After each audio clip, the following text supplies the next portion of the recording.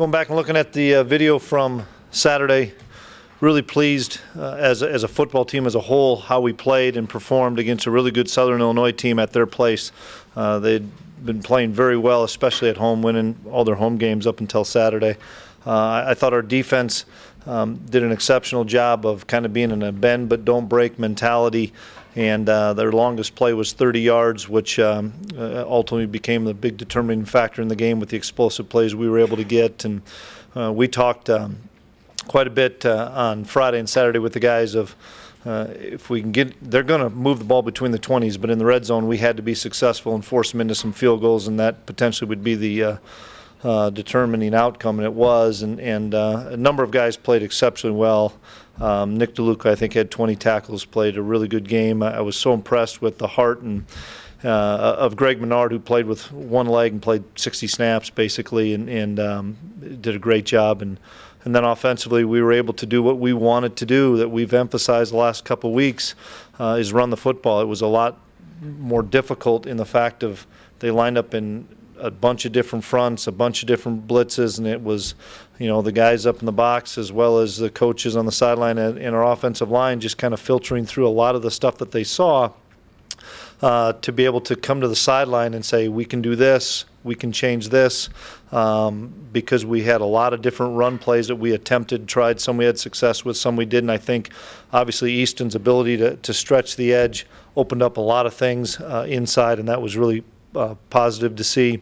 And then special teams, I continue to echo Eric Perkins is doing a great job for us, fielding punts, and he broke a kickoff return. That was a big play for us, and most of you guys knew Southern led the nation in block kicks with 7, and we had a big emphasis. We spend more time on our punt this week than we ever have because they've turned games around with block punts. So with that, we'll visit with the guys tonight and see them for the first time, and then have our first practice for Western Illinois, who's a really good football team again, and coming into the Fargo Dome. I'll open up for questions.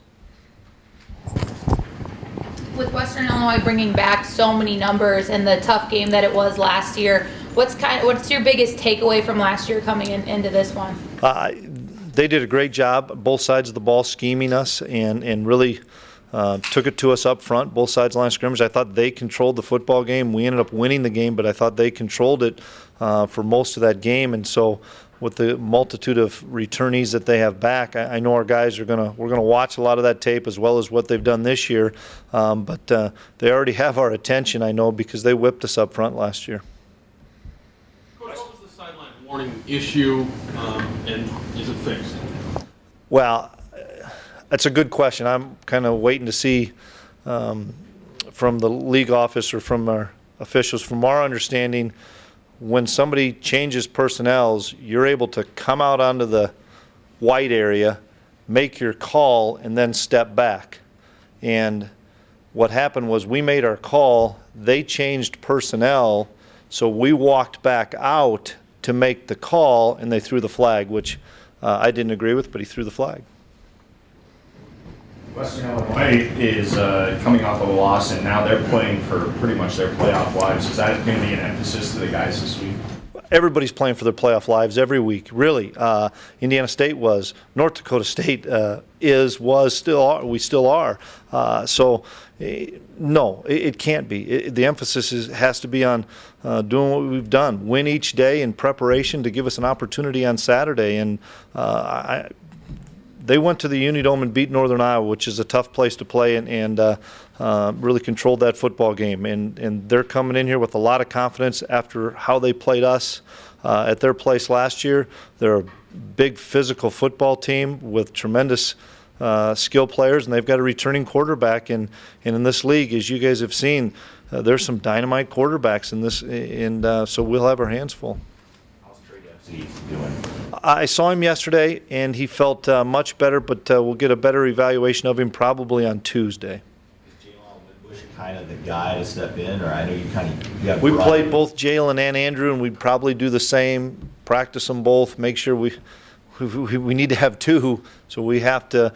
It puts more stress really on Andrew Smith because he has to learn both positions, backing up Robbie and then backing up really Jalen / Trey. But we're hoping Trey feels better and can play. What was the reasoning moving Chris to the linebacker? We think he gives us a better opportunity for Chris, better chance for us in the long run as far as the spread game. You know, with 10 personnel, 11 personnel, he's more of a linebacker mentality, box mentality, and it just fits his skill set better. And I think Robbie's playing at a really high level, guys. And we were playing Robbie maybe 25, 30, 35 snaps a game. And he's a young man that probably should be playing closer to 50 or 60 snaps. Is there a tough learning curve here? Do you think he'll play linebacker, or what's the adjustment there? Well, he's backed up Pierre in our nickel bear stuff all year long. So no, it won't be an adjustment there as far as he'd go in the game right now if Pierre went down in our spread stuff. He understands all that. If it's a condensed game where it's two tight ends and stuff, there'd be a little bit of a learning curve, but he can handle it because it's the simplest of the positions at Sam Backer. And, you know, in goal line sets and some of the 22 personnel, bigger tight end sets, he'll continue to play strong safety. So is he number 2 now at linebacker? Would you consider him number 2 on the depth chart? At linebacker, absolutely. And he'd still give you snaps at safety if... In a 22 personnel, which is 2 tight ends, 2 fullbacks, similar to what you saw late in the game against South Dakota. Against all of our goal line stuff, he'll still do it because it's still more of a linebacker mentality position. We're just, you know, it's the same thing you guys see against all these spread offenses. We play Jalen Allison more with Champ inside as the nickel because you have to be able to match personnel a little bit. Coach Trent Norvell, it seems like he's only gotten better since the last time you've seen him. What does he do so well? He manages the game tremendously. He does a really good job throwing the football, seeing what you're in defensively and putting them in the best play offensively. They're a no-huddle offense, probably not as fast a pace as what Southern Illinois is or was, but he's going to come up to the line of scrimmage, utilize the play clock, and ultimately you have to hold your disguise and you have to give it up, and then he's going to get them into the right call. And that's where you can tell he's played a lot of football for him. He puts them in the right call. They're playing really well on offense, and they've got a tremendous wide receiver in Lenore and multiple backs that are doing a nice job. But Norvell's just putting the ball in the playmaker's hands. Well, nobody really cares about the game right now. What do you think of the helmets? Oh, I think it's pretty cool. I'm excited. It's something that I know that Ryan talked about of us doing on the Harvest Bowl game with the how much social media and all that stuff out there for recruiting. It's something that we're hoping will benefit us. Everybody has an alternate something. And I think this will help us in recruiting. Guys are asking. I also understand there's a ton of great traditions here that I don't want to adjust and change. But I visited with a number of former players, and they understand as well that there is guys like this kind of stuff, and for us to have just a little different look. When I came here in 2011, you guys know more than I do. People thought we'd never wear a gold jersey, correct? And we did that, and it's been okay for us. And so this was just another way. And we had, like Ryan said, a number of guys step up that wanted to help us with this project. And I think it's a great look, and we'll see how we play in them. Was that the outside linebackers between Pierre and MJ? Do you think that was their best game? Did they stand out to you when you looked at the game back? They both played well. There's some things I think they both missed that they probably could play a little bit better. But that was one of those games. We ended up playing 85 or 86 snaps, and that's too many, obviously. But part of that was our own doing defensively. We had some penalties that kept drives alive that probably knocked out 15 plays for them. And then, if we're going to score, whether we score in 2 plays or 15 plays, sometimes you like the 15 because it takes 9 minutes off the clock like it did in the second quarter. But when we're doing them in 2 plays, we're getting in the end zone. We'll take it any way we can get it. Do you think Easton's changed the personality of your offense? I think he's made us a lot more difficult to defend from sideline to sideline. In the running game especially. And part of that was we just didn't do those things with Carson. Carson's always telling me, why don't we, he sees us running some of the read zone stuff that he likes to do as well. It suits Easton's skill set, but I think it just makes us perimeter just a little bit tougher to defend in what Coach Hedberg and Coach Polasek are trying to do, giving him space. And, we're probably limited in a little bit in our drop back game with Easton compared to Carson, so we had to find ways to give us an advantage, give him a little bit more things to utilize to work to his strengths. Does that perimeter attack, you think, benefit you this weekend? The run was where Western Illinois was able to shut you down last year. Yeah. Is it different this year because of this perimeter attack, or is it still going to be? Well, it'll be interesting to see, because we were under center most of the game last year and they teed off on us and did a great job, and we'll be under center again this year. But we have the ability to be in gun probably more, and we've committed to be in the shotgun a little bit more this year, especially over the last few weeks, to try to kind of spread the field. And so it'll be interesting to see how they are able to handle that. I know they'll have good schemes. They've got tremendous coaches. There's so many guys on our staff that are really close friends with guys on their staff, which makes this a real interesting dynamic. Brian Ward was the defensive coordinator. Brian's since left, but you can still see a lot of the same things that Brian learned from Scotty Hazelton when he was here with Scotty. So, Matt Ince being there. I know that Randy's real good friends with Steve Crutchley that's on the staff. So, there's so many people know each other so well in this league in general. Then when you throw the staffs know each other, makes the chess match pretty interesting. Injuries crop up? Trey was the one I'm waiting on Tuesday. Menard and Ambrosius, who were nicked up prior to the game, I thought came through pretty well. So, you know what? We had good news on Chase yesterday, that he felt good on Sunday, a little bit sore, but I envision Chase being able to play effectively on the weekend. Same ankle? Yep. Coach, back on the run game, is there an extra level of confidence going into a game where you struggled last year, coming off one where you rushed for 397 yards? You hope so, but in the same respect, it's a different scheme. They do some things way different than Southern Illinois, and so I also know our guys know that they have a great front, and I know at least 3 of those guys are back from last year, and so I'm assuming on their end there's pretty good confidence to say we were able to shut you guys down with a lot of the same linemen. So our Rams have to be even better than they were last week, and that's hard to fathom that they can. But they have to continue to put the game on their shoulders and say, guys, I don't care how many guys they have up there or what blitzes they're going to run. We have to be able to push the line of scrimmage, and if we can do that, being able to run the ball, it's still going to be our goal. 45-plus times we need to be able to run the football. Having a new quarterback sound the alarm in your offensive line in the respect that maybe they had to do more than because Carson was so good, right? Yeah, potentially.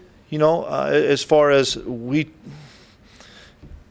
didn't want to put the game on Easton's shoulders as we potentially could have with Carson and a couple of specials last-minute drives and stuff. So it was just kind of the challenge to those guys that we are going to be, even now more than ever, more committed to running the football the last few weeks, and that also has helped our defense too, being more committed to running the football. And we have the last few weeks really gone some good against good on Tuesday, so that Austin Coonert is blocking Brian Schatz and Nate Tangaway, and Joe Haig's blocking Greg Menard, even if it's for a short period of time. And we always are cautious about doing those things because a lot of those guys just finished playing 80 to 90 snaps on Saturday, and then tomorrow at practice, Joe and Greg are going to go at it with each other, and Nate and Austin are as well, and you have to get them to Saturday, but we want to make sure that we're finely tuned for Saturday. Defense is playing out at a very high level. Is that a product of Nick understanding the defensive calls, or is that everybody being on the same page? That's everybody being on the same page. Everybody's just had up their game a little bit from where we've been, even early in the season. And I thought we played well against like UND and Weber State and South Dakota State, but I still thought we could continue to get better. And we talked early in the season as a football team. I thought we'd continue to improve each week and hope that we would be peaking a little bit in November. Now, that knocks you down quite a bit when you lose your All-American quarterback, and so it kind of makes you go back, not necessarily to the drawing board, but go back in and say, okay, where are we as a football team, and where do we see moving forward? We have to make some adjustments. And, well, you saw how we've made some adjustments, not only the commitment to running the football, but the variations on how we are running it. Is Cam going to kick on Saturday? I believe he will, yeah. Yep, I believe he will. Coach, the way the standings sit, you appear to have your own destiny as far as making the playoffs.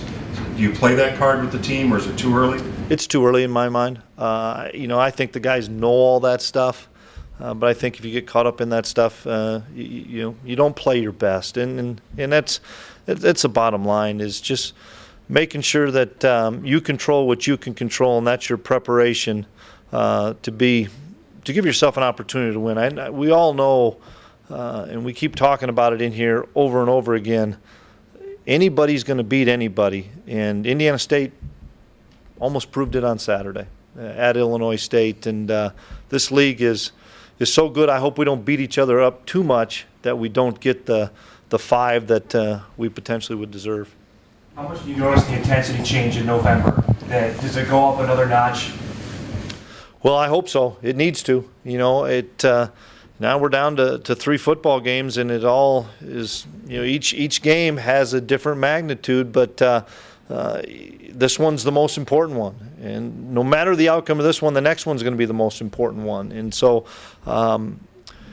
it's just done in shorter periods of time. We're not going to be out there for 2 hours on Tuesday. We're going to cut it down 15 minutes, because you can flip on the early season game and watch things and see guys moving around. You can flip on game 8 and watch our defensive line, or watch running backs and stuff. I mean, the season takes a wear on you. The only guy that really, in my mind, looks fresh, and we've probably knocked some of that out of him, is Easton.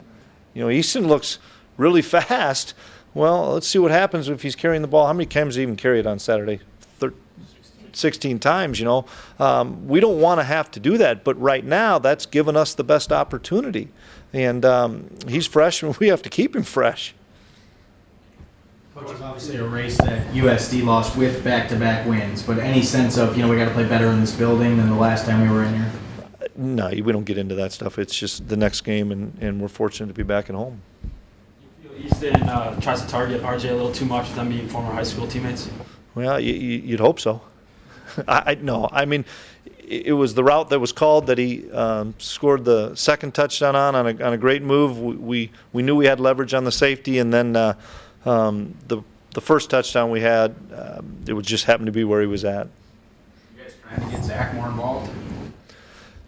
Just based on people are rolling coverage to him now. I mean, that's big thing, and that's where, Easton and Carson maybe could manipulate coverage a little bit. Easton, here's the pictures you're seeing. And if they're going to roll to Zach, because we've thrown the ball to Zach quite a bit early in the season, then the other side of the field has to win, whether that's Shep, whether that's Moody. Moody made a big play for us, whether it's RJ, whoever it may be, that next guy's got to step up, because people are trying to take away Zach.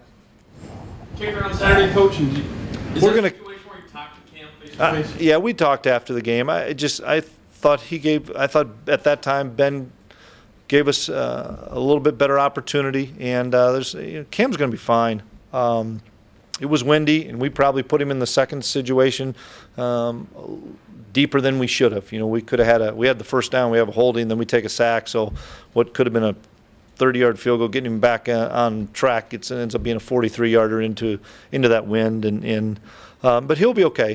One thing I like, Cam was a quarterback in high school, so he's a competitive guy, and he was great. He's a team guy, and for a freshman, that's a unique situation. Not to think, oh no, poor me. He was excited. He was into the game on the sidelines. After the game, he was really excited. I talked to him after the game, and I told him, I said, we need you, and for all the things we talked about. Don't want to have all that stress on Ben's leg. And he'll bounce back this week. I'm confident in Cam. I wanted to ask just one last question. When you're out talking to recruits, how often is that jerseys, helmets? Has that come up a lot? Quite a bit. Quite a bit. Not necessarily what are you guys wearing, but you see it from the schools. The biggest thing I look at is the schools that we compete against in recruiting. And you guys know those schools, and they change things a lot. Doesn't make it right. That's what they do. And so for us to have this opportunity to just have a different look, and like we said, we don't know if we'll do this once, if we'll do it once next year, we don't know. But we're doing it for this game, and it'll be something that I know one thing, our guys are excited. And late in the season, it's good to give them something, to just other than a candy bar for a reward for a tackle for a loss. It's kind of neat to have something else out there.